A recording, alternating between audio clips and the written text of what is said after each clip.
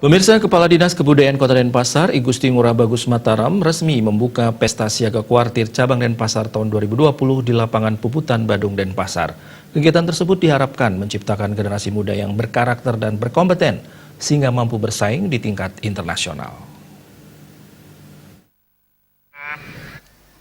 Kama Bicab sekaligus Kadis Kebudayaan Kota Denpasar, I Gusti Ngurah Bagus Mataram mengatakan, apel Pesta Siaga Kuartir Cabang Denpasar dirangkaikan dengan perayaan HUT Kota Denpasar ke-232 pada 27 Februari 2020. Pesta Kuartir Siaga bertujuan menciptakan generasi muda yang berkarakter dan berkompeten agar mampu bersaing di tingkat nasional bahkan hingga tingkat internasional. Kami dari Gerakan Pramuka Pesta Siaga melaksanakan apel di lapangan Puputan. Tiada lain adalah untuk menciptakan generasi muda, pembentukan karakter agar anak-anak muda kini ke depan kita nanti mampu bersaing di dunia internasional, bukan hanya nasional saja. Jadi dia nanti mampu meningkatkan harkat dan martabat harga dirinya sebagai satu bangsa.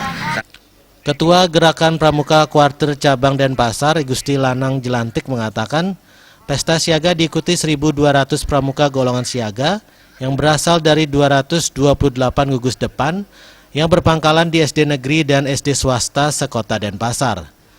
Jenis kegiatan yang diadakan antara lain adalah upacara pembukaan Pesta Pramuka Siaga, karnaval budaya, permainan mengamankan telur penyu, ketangkasan dan keseimbangan siaga, dan permainan tradisional bola ajaib yang ditutup refleksi kegiatan.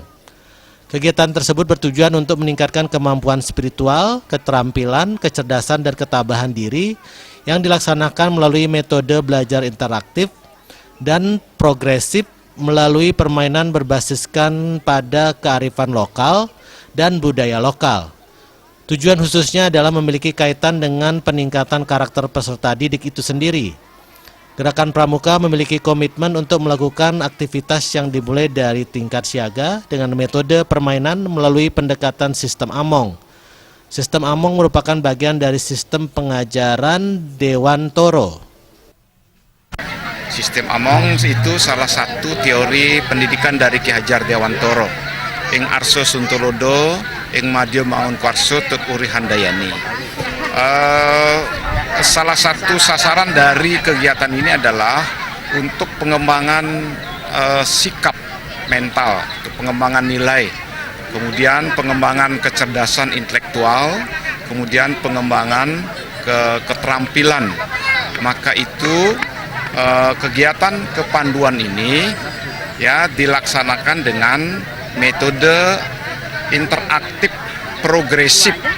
Kali ini terdapat 4 sasaran yang ditransformasikan sebagai perwujudan nilai karakter kepada peserta didik.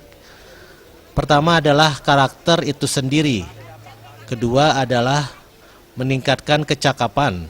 Ketiga, sikap bela negara, patriotisme, dan nasionalisme.